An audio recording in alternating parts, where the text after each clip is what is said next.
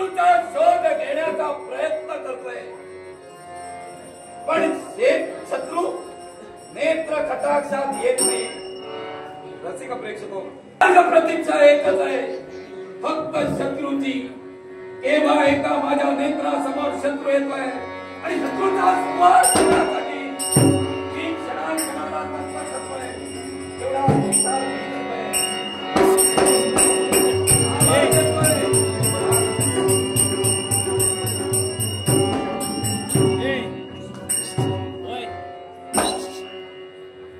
वेगवान गती रथाला असताना सुद्धा क्षणार्धात स्थिरता मिळाली आणि रथ आमच्या समोर स्थिर झाला.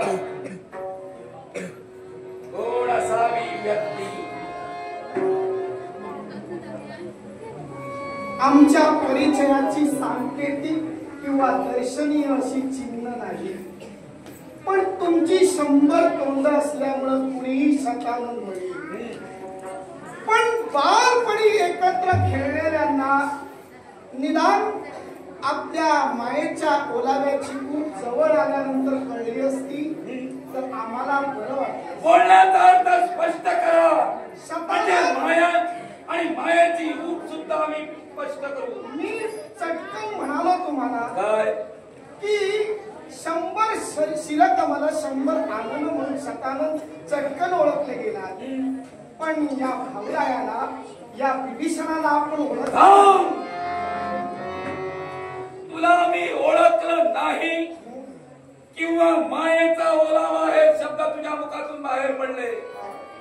ज्याला माया कळली असती तर स्वतःच्या कुळाचा सर्वनाश त्यानं केला नसता. माया या शब्दाचा अर्थ फार वेगळा आहे.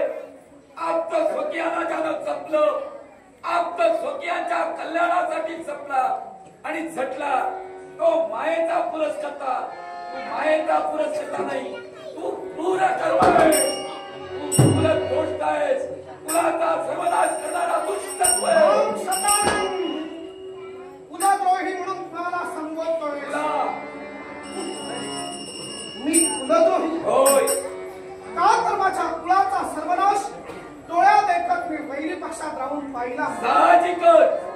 शतानंद, अरे माणूस जन्माला येतो ना तो आईच्या कुशीत, मृत्यू समय विसावतोय तो भूमातेच्या कुशीत.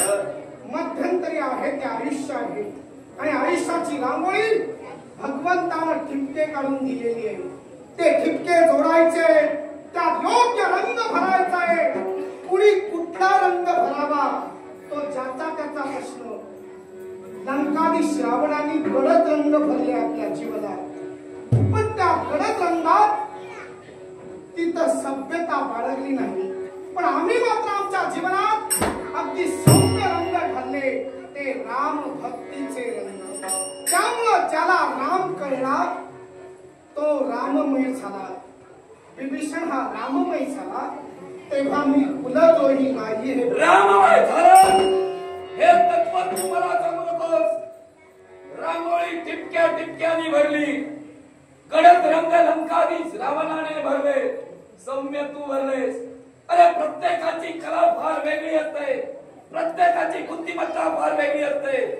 लंकाधीश रावण ज्या स्वभावाचा त्याच रंगानं त्यानं स्वतःची रांगोळी भरली, पण त्याची रांगोळी विध्वंस करणारा सख्खा भाऊ तू ठरणार. अरे स्वतःच्या भावाचं कल्याण पाहिलं असतं, स्वतःच्या वंशाचं कल्याण पाहिलं असतं, लंकेचा उद्धार झाला असता. लंकेचा सर्वनाश करून लंकेचे पोचणे करणारा कुलद्रोही तू आहे. देवी जानकींचं चौर्य कर्म लंकाधीश रावणाने केलं आणि हेच त्याने अनुचित केलं.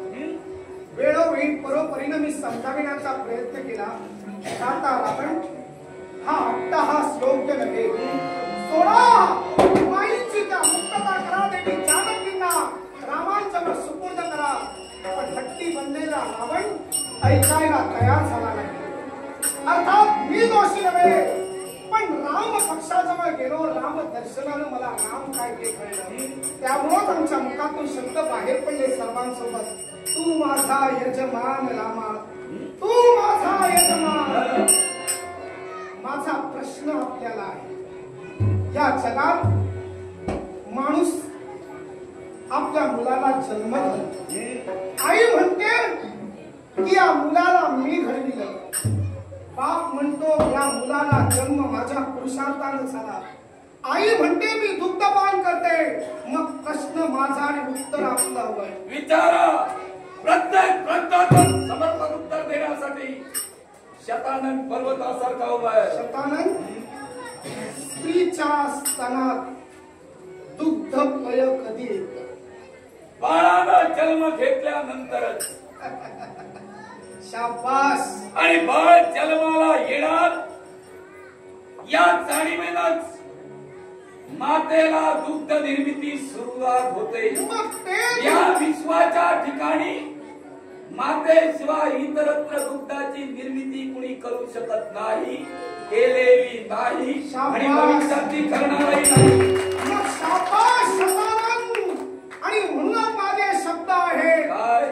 बाहेर निघता मातेच्या स्तनी पय केले निर्माण रामा तू माझा यजमान. अरे आईच्या स्तनी दुग्ध निर्माण करणारा हा माझा राम आहे. आणि ज्याला राम कळला त्याला आपलं काम कळलं. राम. पण राम जो रावणाला कळला नाही तो तुला कसा कळेल? राम. कारण आईला मातृत्व मिळतं, पण आईच्या स्तनात पय निर्माण करणारा या विश्वाच्या ठिकाणी अद्भुत शक्ती सामर्थ्यवान दैवत म्हणजे तो माझा राम. राम. तू देव म्हणतोय तर त्यानं प्रकट व्हायला होतं. त्याला सुद्धा आईच्या कुशीत जन्म घ्यावा लागला. अर्थात तो सामान्य मानव आहे. त्याला देवाचं स्थान देण्याचा प्रयत्न करू नको. जर तो देव आहे तर सर्वांची सारखं वागलं पाहिजे. सर्वांना सारखा न्याय द्यावा.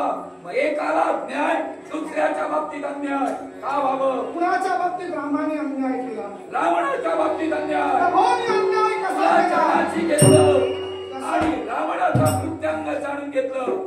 घरच्या सर्व गोष्टी भेदाप्रमाणे तू सांगितल्या म्हणून राम विजयी झाला.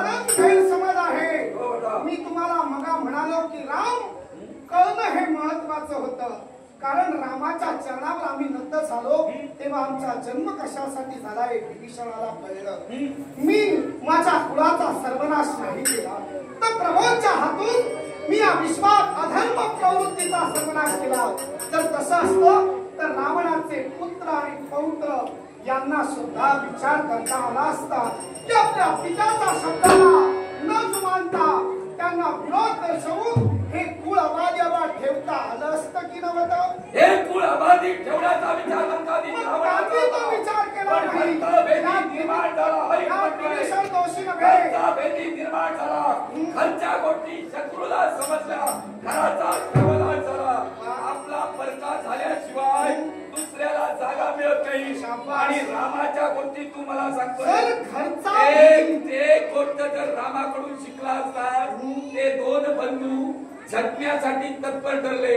ते बंधुत्वाचं लक्षण घेऊन, ते नातं घेऊन आणि तोच प्रामाणिकपणा घेऊन लंकाधीशा सोबत राहिला असतात. आज ही परिस्थिती. शतानंद मी जर घरचा बेली म्हणतात आपण हो तर मी सांगितलं तेव्हा रामांना सर्व काही कळत गेलं. बरोबर ना? मग आपली भगिनी शूर्पणखा ही राक्षसी, ही निशाचर, पण जेव्हा प्रभू रामचंद्रांपर्यंत गेली होती, सौमित्रांपर्यंत गेली होती तेव्हा ती निशाचर स्वरूपात होती का? साहजिकच नव्हती. ती एका सौंदर्यवतीच्या स्वरूपात होती. मग तेव्हा तर विभीषण त्या रामांना सांगायला नव्हता. मग घरचे वेदी तुमचे कोण होते रामांना सांगायला? ऐकूया. बोलण्याचा अर्थ एकच. मी तर कथित केलं नव्हतं प्रभूंना. तेव्हा मी प्रभूंना तर सांगितलं नव्हतं की ही निशाचर आहे, हिचे नाक कान कापण्याची आज्ञा करा. पण ती निशाचर आहे हे रामांनी कसं ओळखलं? रामाने जाणून घेतलं. कारण सुंदर स्वरूप असणारी स्त्री हिनं सुंदर स्वरूप तिथं जाऊन घेतलं. ती कुरूप होती असा जर तुमचा विचार असेल, ती कुरूप नाही, ती राक्षसी वृत्तीनं नटलेली होती. प्रचंड देहधारी होती. सौम्य देह धारण केला. कारण मायावी विद्येत ती पारंगत होती. अर्थात मायावी विद्येत पारंगत असणारी व्यक्ती आपल्या जीवनात हवा तो बदल करू शकते.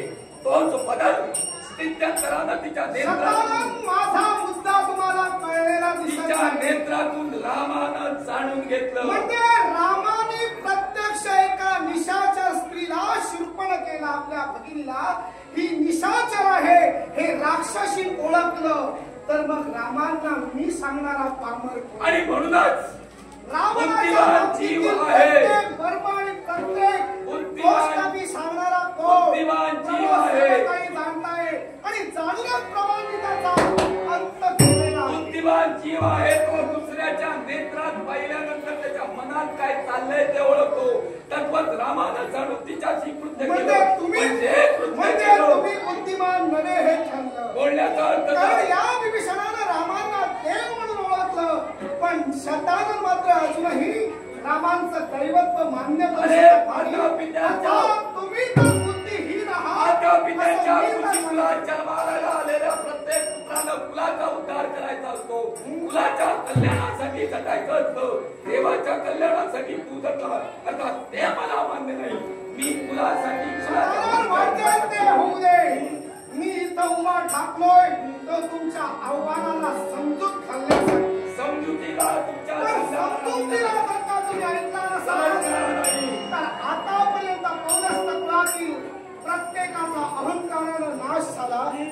अखेर मी राहिलो, आपण राहिलात, पण आपलाही सर्वनाश होऊ नये हे वाटत असेल तर चला रामचरण विभीषण उचकार या विश्वात एक वास्तविक या शतानंदाचा शेवट करू शकत नाही. या विश्वाचा देव, या विश्वाचा निर्माता या शतानंदाचा शेवट करू शकत नाही. कारण लंकाधीश रावणाचं कर्मस्थान जायला ते रामाला सांगितलं. ते जर माझा जाण्याचा प्रयत्न करत असेल लक्षात ठेव ना